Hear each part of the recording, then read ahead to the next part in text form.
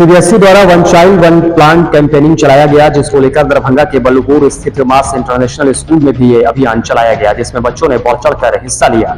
वहीं इस मौके पर स्कूल की शिक्षिका गौरी ठाकुर ने बच्चों को वृक्ष की खूबियों के बारे में बताया, साथ ही उन्होंने वृक्ष के महत्व पर प्रकाश डाला। मुझसे पुराना था जो पेड़ कट गया, वो मुझसे पुराना था जो पेड़ कट गया, वो आशियाना था कई चिड़ियों, गिलहरियों, चींटियों का।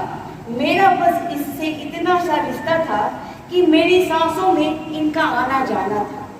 सुप्रभात बच्चों, सीबीएसई ने जो वन चाइल्ड वन प्लांट का कैंपेन किया है, उसी के तहत आप सभी बच्चों ने पेड़ लगाए हैं। बच्चों, आज का ये क्षण बहुत रोमांचित करने वाला है। थोड़ी देर ऑक्सीजन देने वाले डॉक्टर को हम पैसे देकर भगवान मानते हैं, जबकि जीवन भर मुफ्त ऑक्सीजन देने वाले पेड़ की हम कदर नहीं करते। वृक्ष हमारे जीवन और धरती के पर्यावरण में महत्वपूर्ण भूमिका निभाते हैं। वृक्ष से एक ओर जहां ऑक्सीजन का उत्पादन होता है, वहीं दूसरी ओर यही वृक्ष धरती के प्रदूषण को खत्म करने में महत्वपूर्ण भूमिका निभाते हैं। यह धरती के पारिस्थितिकी तंत्र इकोसिस्टम को संतुलित करता है। वृक्ष औषधीय गुणों का भंडार होते हैं। नीम, तुलसी, आंवला, पीपल, अनार आदि अनेक ऐसे वृक्ष हैं जो हमारी सेहत को बरकरार रखने में मददगार सिद्ध होते हैं। वृक्ष से हमें भरपूर भोजन प्राप्त होते हैं, जैसे आम, अनार, सेब, अंगूर, केला, पपीता, चीकू, संतरा आदि ऐसे हजारों फलदार वृक्षों की जितनी तादाद होगी, उतना भरपूर भोजन प्राप्त होगा। आदिकाल में वृक्ष से ही मनुष्य के भोजन की पूर्ति होती थी। वृक्ष के आसपास रहने से जीवन में मानसिक संतुष्टि और संतुलन मिलता है। वृक्ष हमारे जीवन के संतापों को समाप्त करने की शक्ति रखते हैं।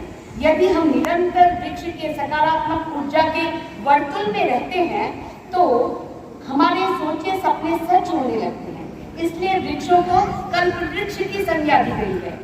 इसलिए वृक्ष पूजा हमारे नियमित दिनचर्या का हिस्सा जरूर होने चाहिए, क्योंकि संसार को जीवंत रखने के लिए हमारे जीवन में वृक्षों का महत्व सबसे अधिक है। वृक्ष इस धरती पर ईश्वर के प्रतिनिधि या दूत हैं। वेद, शास्त्रों और पुराणों को पढ़ने से ये बात स्पष्ट होती है। धरती के दो छोर हैं, एक उत्तरी और दूसरा दक्षिणी ध्रुव। वृक्ष इन दोनों ध्रुवों से कनेक्ट रहकर धरती और आकाश के बीच ऊर्जा का एक सकारात्मक वर्तुल बनाते हैं। वृक्ष का संबंध या जुड़ाव जितना धरती से होता है, उससे ज्यादा कई गुना आकाश से होता है। वैज्ञानिक शोधों ने यह बात सिद्ध हो चुकी कर दी है कि धरती के वृक्ष ऊंचे आसमान में स्थित बादलों को आकर्षित करते हैं। जिस क्षेत्र में जितने ज्यादा वृक्ष होंगे, वहां वर्षा उतनी ज्यादा होगी। वनों के समाप्त होते जाने से वर्षा का संतुलन बिगड़ गया है। इसी के चलते कहीं सूखा तो कहीं बाढ़ देखने को मिल रहे हैं। इससे तो यह बात सिद्ध होती है कि वृक्षों का संबंध आकाश से है।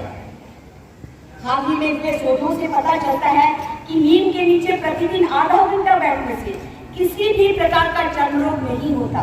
तुलसी, नीम के पत्ते खाने से किसी प्रकार का कैंसर नहीं होता। इसी तरह वृक्ष से सैकड़ों शारीरिक और मानसिक लाभ मिलते हैं।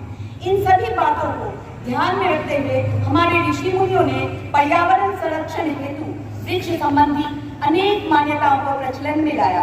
उन्होंने वृक्षों को बचाने के लिए प्रत्येक वृक्ष का एक देवता नियुक्त किया और जगह जगह पर प्रमुख वृक्षों के नीचे देवताओं की स्थापना की। किंतु वर्तमान में मनुष्य वृक्षों का अंधाधुंध दोहन करने लगा है। अंत में यह कहते हुए मैं विराम लेना चाहती हूँ, धरती पर एक पेड़ अपलोड तो करके देखिए, धरती पर एक पेड़ अपलोड तो करके देखिए, बादलों के सैकड़ों झुंड आएंगे लाइक करने के लिए। धन्यवाद।